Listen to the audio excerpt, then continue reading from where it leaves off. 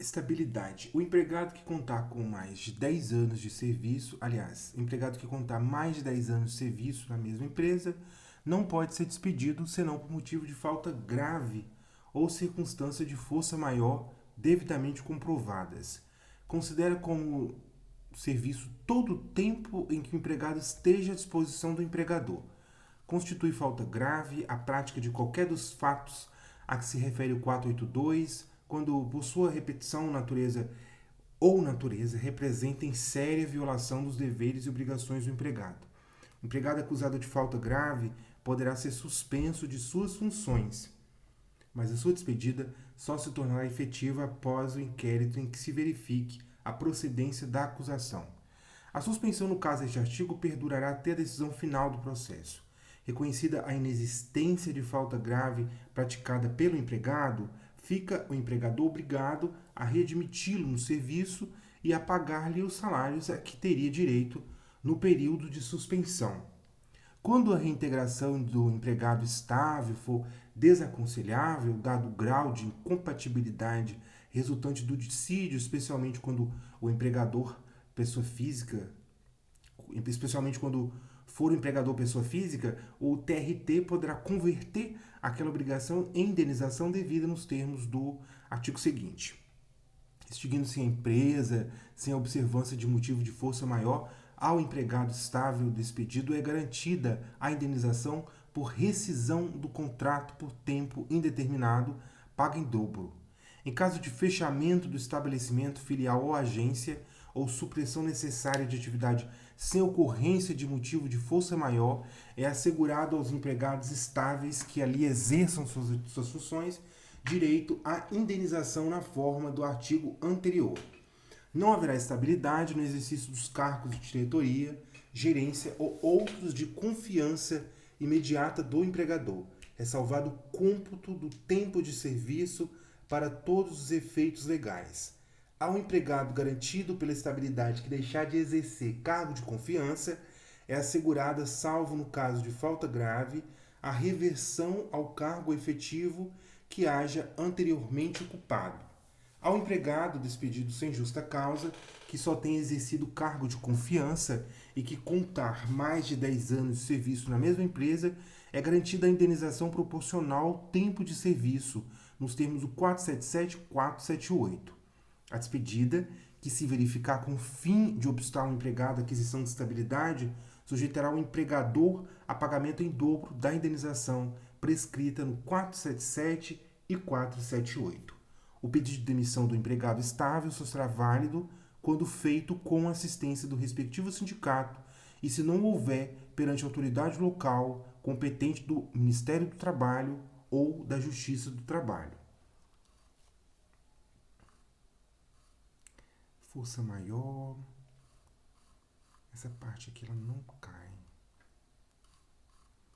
Bem, pelo menos a parte de representação dos empregados cai. Importante. Nas empresas com mais de 200 empregados, é assegurada a eleição de uma comissão para representá-los, com a finalidade de promover-lhes o entendimento direto com os empregadores. Essa comissão ela é composta nas empresas com mais de 200 e até 3.000 empregados por 3 membros. Nas empresas com mais de 3.000 e até 5.000 empregados, 5 membros. Nas empresas com mais de 5.000 empregados, 7 membros. Então, o máximo de membros são 7. Né? Mais de 200, né? De 200 a 3.000, 3. 3.000 a 5.000, 5. Mais de 5.000, 7. 200 a 3.000, 3. 3.000 a 5.000, 5. Mais de 5.000, 7. No caso de a empresa possuir empregados em vários estados da federação e no DF, será assegurada a eleição de uma comissão de representantes dos empregados por estado ou no DF, na mesma forma estabelecida no parágrafo 1º deste artigo. A comissão de representantes dos empregados terá as seguintes atribuições: representar os empregados perante a administração da empresa, aprimorar o relacionamento entre a empresa e seus empregados com base nos princípios da boa-fé e do respeito mútuo, promover o diálogo e o entendimento no ambiente de trabalho com o fim de prevenir conflitos, buscar soluções para os conflitos decorrentes da relação de trabalho de forma rápida e eficaz, visando a efetiva aplicação das normas legais e contratuais, assegurar tratamento justo e imparcial aos empregados, impedindo qualquer forma de discriminação por motivo de sexo, idade, religião, opinião política ou atuação sindical. Encaminhar reivindicações específicas dos empregados de seu âmbito de representação. Acompanhar o cumprimento das leis trabalhistas, previdenciárias e das convenções coletivas e acordos coletivos de trabalho. As decisões da Comissão de Representantes dos Empregados serão sempre colegiadas, observada a maioria simples. A comissão organizará sua atuação de forma independente. A eleição será convocada com antecedência mínima de 30 dias, contados do término do mandato anterior, por meio de edital que deverá ser fixado na empresa, com ampla publicidade para inscrição de candidatura. Será formada comissão eleitoral, integrada por 5 empregados não candidatos, para a organização e o acompanhamento do processo eleitoral, vedada a interferência da empresa e do sindicato da categoria. Os empregados da empresa poderão candidatar-se, exceto aqueles com contrato de trabalho por prazo determinado, com contrato suspenso ou que estejam em período de aviso prévio, ainda que indenizado. Serão eleitos membros da Comissão de Representantes dos Empregados os candidatos mais votados em votação secreta, vedado o voto por representação. A comissão tomará posse no primeiro dia útil seguinte à eleição ou ao término do mandato anterior. Se não houver candidatos suficientes, a comissão de representantes dos empregados poderá ser formada com um número de membros inferior a 5, né? Aliás, né, com a 5, né? A quantidade máxima, né?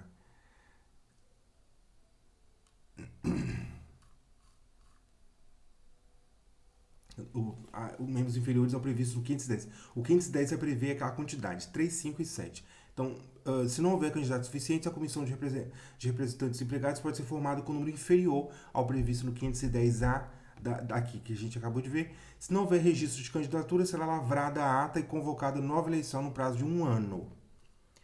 O mandato dos membros da comissão de representantes dos empregados será de 1 ano. O membro que houver exercido a função de representante dos empregados na comissão não pode ser candidato nos 2 períodos subsequentes. O mandato de membro de comissão de representantes dos empregados não implica suspensão ou interrupção do contrato, devendo o empregado permanecer no exercício de suas funções. Desde o registro da candidatura até 1 ano após o fim do mandato, o membro da comissão de representantes dos empregados não pode sofrer despedida arbitrária, entendendo-se como tal a que não se fundar em motivo disciplinar, técnico, econômico ou financeiro. Os documentos referentes ao processo eleitoral devem ser emitidos em 2 vias, as quais permanecerão sob a guarda dos empregados e da empresa pelo prazo de 5 anos, à disposição para consulta de qualquer trabalhador interessado do MPT ou do Ministério do Trabalho. Organização sindical, capítulo 1, instituição sindical, seção 1, associação e sindicato. É lícita a associação para fins de estudo, defesa e coordenação dos seus interesses econômicos ou profissionais de todos os que, como empregadores, empregados, agentes ou trabalhadores autônomos ou profissionais liberais, exerçam, respectivamente, a mesma atividade ou profissão ou atividades ou profissões similares ou conexas.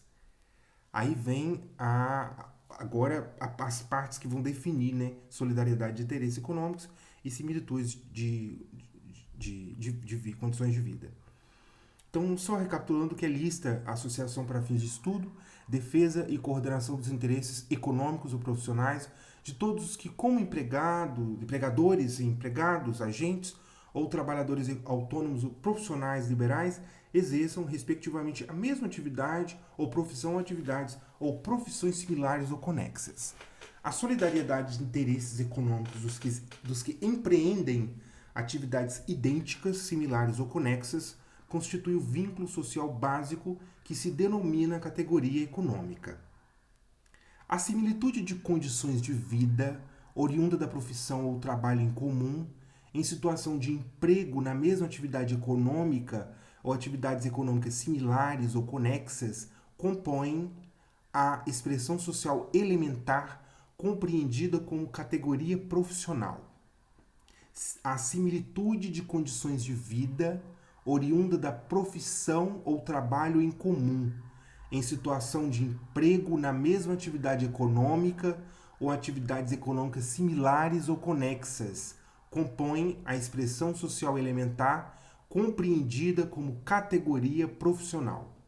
A similitude de condições de vida oriunda da profissão ou trabalho em comum, em situação de emprego na mesma atividade econômica ou em atividades econômicas similares ou conexas, compõe a expressão social elementar compreendida como categoria profissional.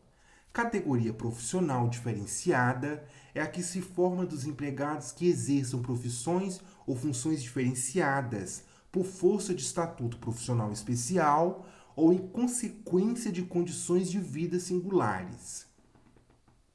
Os limites de identidade, similaridade ou conexidade fixam as dimensões dentro das quais a categoria econômica ou profissional é homogênea e a associação é natural.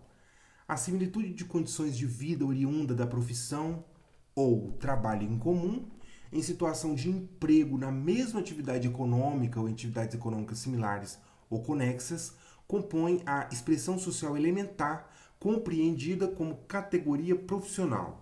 Categoria profissional diferenciada é a que se forma dos empregados que exerçam profissões ou funções diferenciadas por força de estatuto profissional especial ou em consequência de condições de vida singulares. Os limites de identidade, similaridade ou conexidade fixam as dimensões dentro das quais a categoria econômica profissional é homogênea e a associação é natural. Somente as associações profissionais constituídas para os fins e na forma do artigo anterior e registradas de acordo com o artigo 558 poderão ser reconhecidas como sindicatos investidas nas prerrogativas definidas nesta lei. Serão prerrogativas dos sindicatos representar perante as autoridades administrativas e judiciárias os interesses gerais da respectiva categoria ou profissão liberal ou interesses individuais dos associados relativos à atividade ou profissão exercida, celebrar contratos coletivos de trabalho, eleger ou designar os representantes da respectiva categoria ou profissão liberal, colaborar com o Estado como órgãos técnicos e consultivos no estudo e na solução dos problemas que se relacionam com a respectiva categoria ou profissão liberal, impor as contribuições a todos aqueles que participam da categoria econômica ou profissional ou das profissões liberais representadas. Os sindicatos de empregados terão, outro sim, a prerrogativa de fundar e manter agências de colocação. São deveres dos sindicatos colaborar com os poderes públicos no desenvolvimento da solidariedade social, manter serviços de assistência jurídica para os associados, promover a conciliação nos dissídios de trabalho, sempre que possível, de acordo com suas possibilidades, mantendo seu quadro de pessoal em convênio com entidades assistenciais ou por conta própria, um assistente social com atribuições específicas de promover a cooperação operacional na empresa e a integração profissional na classe. Os sindicatos de empregados terão, trouxe um dever de promover a função de cooperativas de consumo e de crédito, fundar e manter escolas da alfabetização e pré-vocacionais.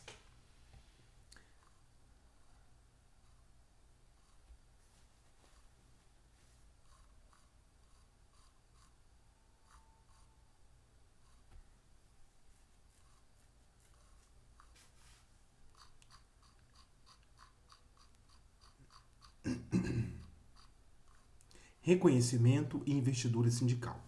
As associações profissionais deverão satisfazer os seguintes requisitos para serem reconhecidos como sindicatos: reunião de 1/3 no mínimo de empresas legalmente constituídas, sob a forma individual ou de sociedade, se se tratar de associação de empregados, ou de 1/3 dos que integrem a mesma categoria ou exerçam a mesma profissão liberal, se se tratar de associação de empregados ou de trabalhadores ou agentes autônomos ou de profissão liberal. Duração de 3 anos para o mandato da diretoria, exercício do cargo de presidente por brasileiro nato e dos demais cargos de administração e representação por brasileiros. O ministro do Trabalho, Indústria e Comércio poderá excepcionalmente reconhecer como sindicato a associação cujo número de associados seja inferior ao terço a que se refere a linha A. não será reconhecida mais de um sindicato representativo da mesma categoria econômico-profissional ou profissão liberal em uma dada base territorial. Os sindicatos poderão ser distritais e municipais, intermunicipais, estaduais e interestaduais, excepcionalmente e atendendo às peculiaridades de determinadas categorias ou profissões. O ministro poderá autorizar o reconhecimento de sindicatos nacionais. O ministro do Trabalho outorgará e delimitará a base territorial do sindicato. Dentro da base territorial que lhe for determinada, é facultado ao sindicato instituir delegacias ou seções para melhor proteção dos associados ou da categoria econômica ou profissional ou profissão liberal representada. O pedido de reconhecimento será dirigido ao ministro do Trabalho e instruído como exemplar ou cópia autenticada dos estatutos da associação. Os estatutos deverão conter a denominação e a sede da associação, a categoria econômica ou profissional ou a profissão liberal cuja representação é requerida, a afirmação de que a associação agirá como órgão de colaboração com os poderes públicos e as demais associações no sentido da solidariedade social e da subordinação dos interesses econômicos ou profissionais ao interesse nacional. As atribuições, o processo eleitoral e das votações, os casos de perda de mandato e de substituição dos administradores, o modo de constituição e administração do patrimônio social e o destino que lhe será dado no caso de dissolução, as condições em que se dissolverá a associação. O processo de reconhecimento será regulado em instruções baixadas pelo ministro do Trabalho. A investidura sindical será conferida sempre à associação profissional mais representativa a juízo do ministro do Trabalho, constituindo elementos para sua apreciação, entre outros, número de associados, os serviços sociais fundados e mantidos, o valor do patrimônio.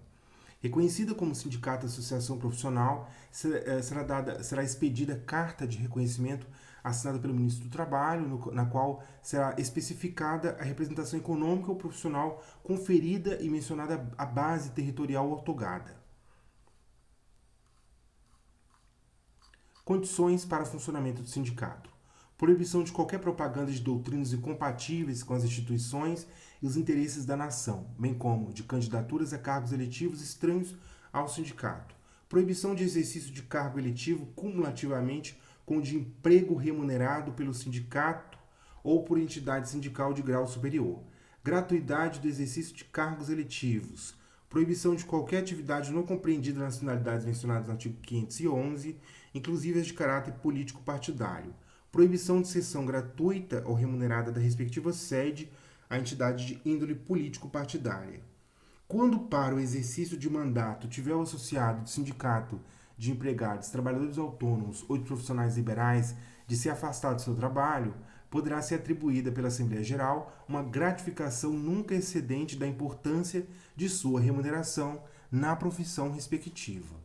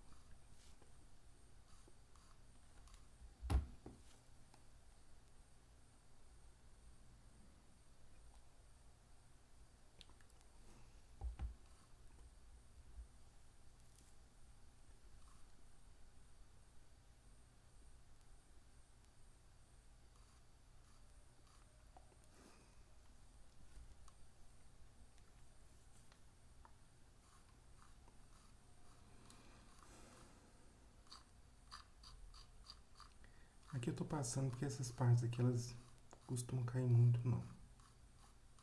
Específica, sim, de sindicato.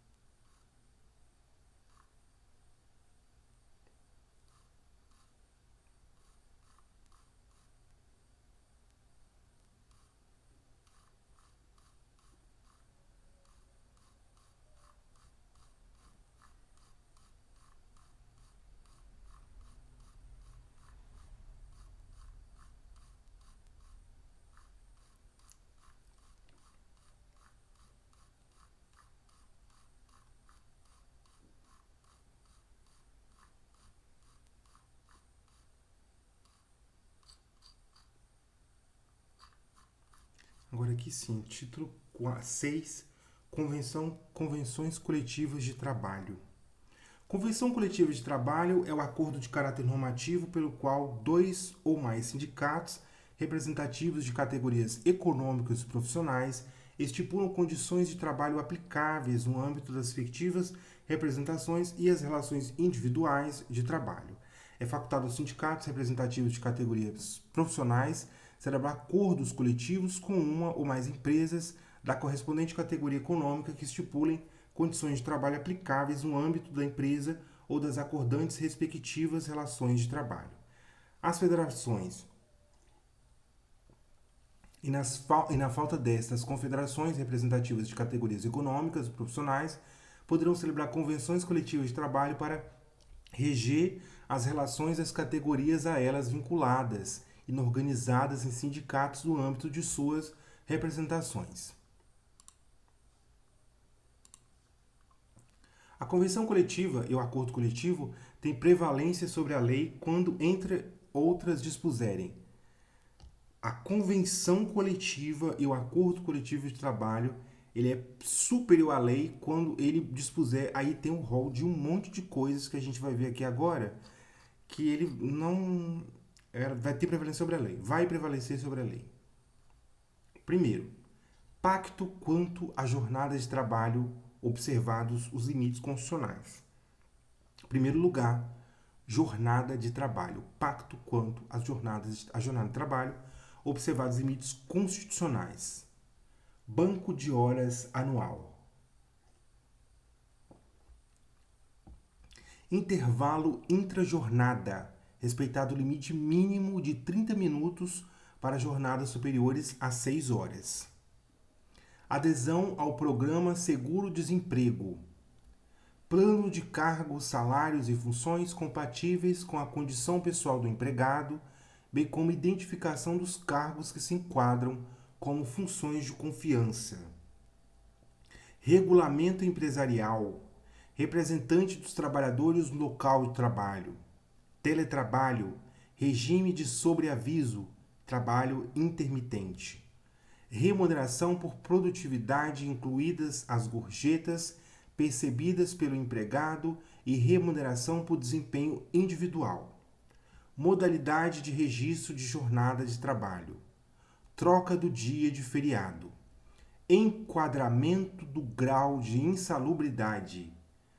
Pode ficar em dúvida, né? Enquadrar grau de insalubridade? Pode. Prorrogação de jornada em ambientes insalubres sem licença prévia de autoridades do Ministério do Trabalho, prorrogação de jornada em ambientes insalubres. Prêmios de incentivo em bens ou serviços eventualmente concedidos em programas de incentivo.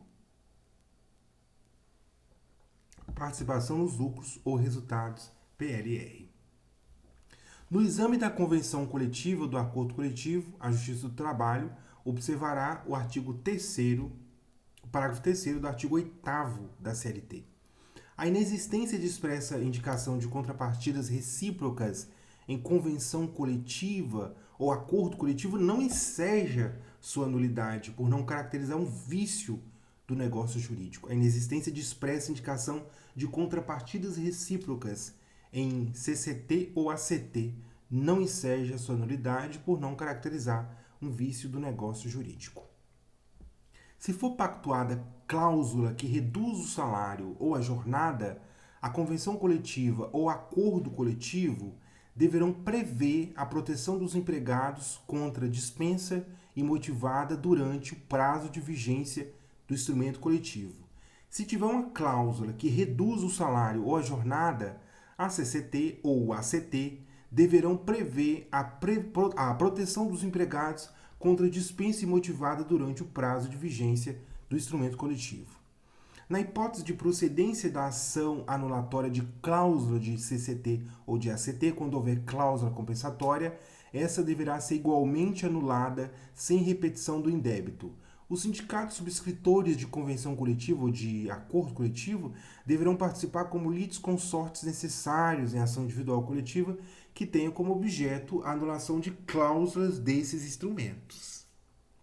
Atenção de novo, que os sindicatos subscritores de CCT ou ACT deverão participar como litisconsortes necessários em ação individual ou coletiva que tenha como objeto a anulação de cláusulas desses instrumentos.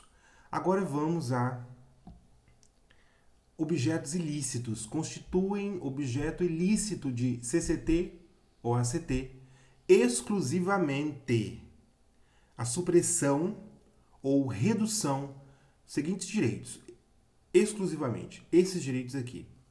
Normas de identificação profissional, inclusive as anotações na carteira de trabalho, seguro-desemprego em caso de desemprego involuntário, valor dos depósitos mensais e da indenização rescisória do FGTS, salário mínimo, valor nominal do 13º, remuneração do trabalho do turno superior do diurno, proteção do salário na forma da lei constituindo crime de retenção dolosa, salário família, repouso semanal remunerado, remuneração de serviço extraordinário superior de no mínimo 50% da hora normal, número de dias de férias devidas ao empregado, gozo de férias anuais remunerados com pelo menos 1/3 a mais que o salário normal, licença maternidade com duração mínima de 120 dias, licença paternidade nos termos fixados em lei, proteção do mercado de trabalho da mulher mediante incentivos específicos nos termos da lei, aviso prévio proporcional ao tempo de serviço, sendo no mínimo de 30 dias nos termos da lei. Normas de saúde, higiene e segurança do trabalho previstas em lei ou em normas regulamentadoras do Ministério do Trabalho, adicional de remuneração para atividades penosas, insalubres ou perigosas, aposentadoria, seguro contra acidentes de trabalho a cargo do empregador, ação quanto aos créditos resultantes das relações de trabalho com prazo prescricional de 5 anos para os trabalhadores urbanos e rurais, até o limite de 2 anos após a extinção do contrato de trabalho.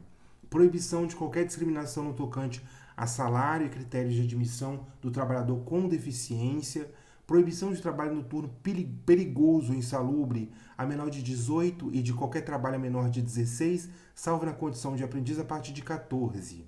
Medidas de proteção legal de crianças e adolescentes, igualdade de direitos entre trabalhador com vínculo empregatício permanente e o trabalhador avulso, liberdade de associação profissional sindical do trabalhador, inclusive o direito de não sofrer, sem sua expressa e prévia anuência, qualquer cobrança de desconto salarial estabelecidos em convenção ou acordo coletivo. Direito de greve, competindo os trabalhadores decidir sobre a oportunidade de exercê-los e sobre os interesses que devam, por meio dele, defender.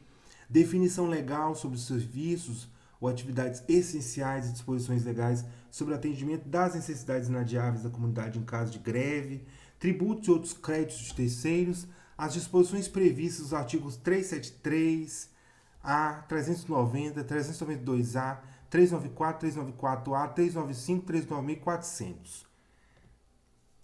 Regras sobre duração do trabalho e intervalos não são consideradas como normas de saúde, higiene e segurança para os fins do disposto neste artigo. Regras sobre duração do trabalho e intervalo não são consideradas como normas de saúde, higiene e segurança para os fins do disposto neste artigo.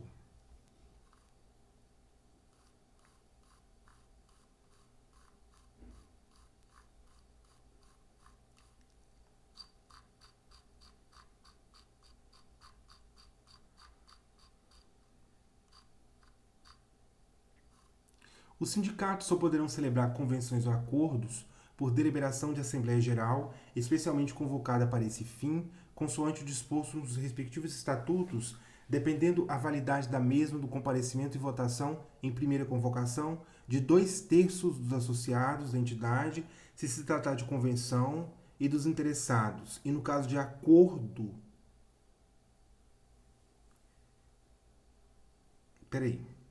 Os sindicatos só poderão celebrar convenções ou acordos por deliberação de Assembleia Geral, especialmente convocada para esse fim, consoante o disposto nos respectivos estatutos, dependendo da validade da mesma do comparecimento e votação em primeira convocação de 2/3 dos associados à entidade, se tratar de convenção, e dos interessados, no caso de acordo, e em segunda, de 1/3 dos mesmos.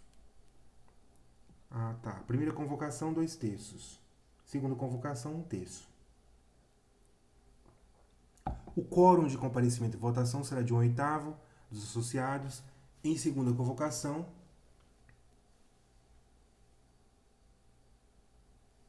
nas entidades sindicais que tenham mais de 5.000 associados. O quórum de comparecimento e votação será de 1/8 dos associados. Em segunda convocação, nas entidades sindicais que tenham mais de 5.000 associados. Ao invés de 1/3, é 1/8.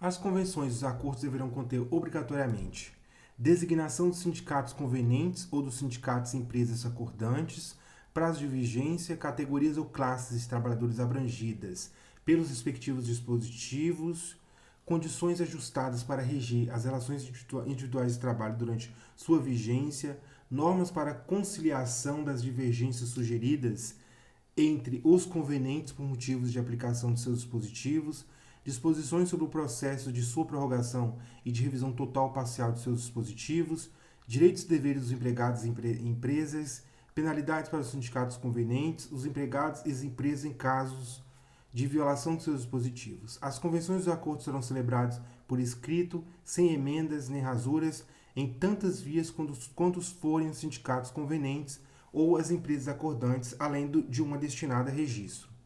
Os sindicatos convenientes ou as empresas acordantes promoverão conjunta ou separadamente, dentro de 8 dias da assinatura da convenção acordo, o depósito de uma via do mesmo para fins de registro e arquivo no Departamento Nacional do Trabalho, em se tratando de instrumento de caráter nacional interestadual, ou nos órgãos regionais do Ministério do Trabalho e Previdência nos demais casos. As convenções e acordos entrarão em vigor 3 dias após a data da entrega dos mesmos no órgão referido neste artigo. Cópias autênticas das convenções e dos acordos deverão ser afixadas de modo visível pelos sindicatos convenientes nas respectivas sedes e no estabelecimento das empresas compreendidas no seu campo de aplicação dentro de 5 dias da data do depósito previsto neste artigo. Não será permitido estipular a duração de convenção coletiva ou acordo coletivo de trabalho superior a 2 anos, sendo vedada a outra atividade. O processo de prorrogação, revisão, denúncia ou revogação total ou parcial de convenção a acordo ficará subordinado em qualquer caso à aprovação de Assembleia Geral dos sindicatos convenientes ou partes acordantes, com observância do disposto do artigo 612. O instrumento de prorrogação, revisão, denúncia ou revogação de convenção a acordo será depositado para fins de registro e arquivamento na repartição em que o mesmo originariamente foi depositado, observado o artigo 614. As modificações introduzidas em convenção a acordo, por força de revisão ou de revogação parcial de suas cláusulas, passarão a vigorar 3 dias após a realização de depósito previsto, parágrafo 1º.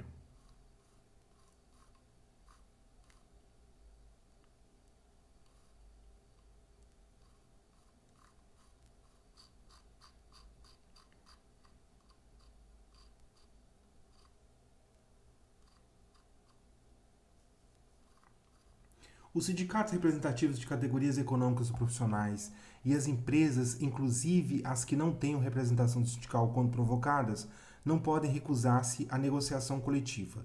Verificando se recusa a negociação coletiva, cabe aos sindicatos ou empresas interessadas dar ciência do fato, conforme o caso, ao Departamento Nacional do Trabalho ou aos órgãos regionais do Ministério do Trabalho e Previdência Social para a convocação compulsória dos sindicatos ou empresas recalcitrantes. No caso de persistir a recusa à negociação coletiva, pelo desatendimento às convocações feitas pelo Departamento Nacional do Trabalho ou órgãos regionais do Ministério do Trabalho e Previdência, ou se malograr a negociação entabulada, é facultada aos sindicatos ou empresas interessadas a instauração de dissídio coletivo. Havendo convenção, acordo ou sentença normativa em vigor, o dissídio coletivo deverá ser instaurado dentro de 60 dias anteriores ao respectivo termo final, para que o novo instrumento possa ter vigência no dia imediato a esse termo. Nenhum processo de dissídio coletivo de natureza econômica será admitido sem antes de se esgotarem as medidas relativas à formalização da convenção ou acordo correspondente. Os empregados de uma ou mais empresas que decidirem celebrar acordo coletivo de trabalho com as respectivas empresas darão ciência de sua resolução por escrito ao sindicato representativo da categoria profissional, que terá o prazo de 8 dias para assumir a direção dos entendimentos entre os interessados, devendo igual procedimento ser observado pelas empresas interessadas com relação ao sindicato da respectiva categoria econômica. Esperado o prazo de 8 dias, sem que o sindicato tenha se desincumbido do encargo recebido, poderão os interessados dar conhecimento do fato à federação que estiver vinculada ao sindicato e, em falta dessa, a correspondente confederação, para que, no mesmo prazo, assuma a direção dos entendimentos. Esgotado esse prazo, poderão os interessados prosseguir diretamente na negociação coletiva até final. Para o fim de deliberar sobre o acordo, a entidade sindical convocará a Assembleia Geral dos diretamente interessados, sindicalizados ou não, nos termos 612. As empresas e instituições que não estiverem incluídas no enquadramento sindical a que se refere o 577 poderão celebrar acordos coletivos com os sindicatos representativos dos respectivos empregados nos termos deste título. Nenhuma disposição de contrato individual de trabalho que contrarie normas de convenção ou acordo coletivo poderá prevalecer na execução do mesmo, sendo considerada nula de pleno direito. As condições estabelecidas em acordo coletivo de trabalho sempre prevalecerão sobre as estipuladas em convenção coletiva de trabalho.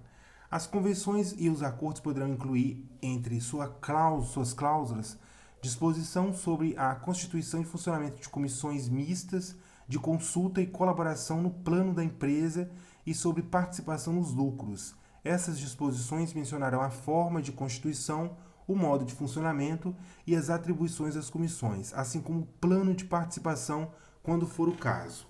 Os empregados das empresas que celebrarem contratos individuais de trabalho, estabelecendo condições contrárias ao que tiver sido ajustado em convenção ou acordo que lhes for aplicável, serão passíveis da multa neles fixadas. A multa a ser imposta ao empregado não poderá exercer da metade daquela que nas mesmas condições seja estipulada para a empresa.